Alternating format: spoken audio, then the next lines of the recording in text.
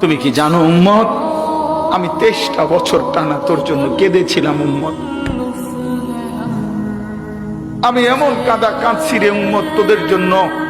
এশার নামাজের পরে দাঁড়াইছি, ফজরের আজান পর্যন্ত আমি আমার মালিকের কাছে তোদের জন্য, উম্মতের জন্য চোখের পানি ফেলে কাঁদছিলাম। আমার এত চোখের পানি তোর দিল গলাইতে পারলো না। আমি তায়েফের পাথরের আঘাতে আমার পিঠটা চালনির মতো ছিদ্র ছিদ্র হয়ে গেছে রক্তে।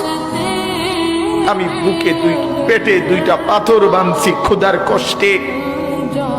আমি উহুদের দান শহীদ করা রক্তে উহুদের ময়দানে পড়েছিলাম বেহুশ হয়ে। আমার ঘরের চুলায় 3 মাস রান্নার জন্য কোনোদিন চুলায় আগুন জ্বলে নাই। আমার এত চোখের পানি, এত রক্ত, এত ক্ষুধার কষ্ট, কিছুই তোর মন গলাইতে পারলো না, তোরে সেজদা দিতে পারলো না।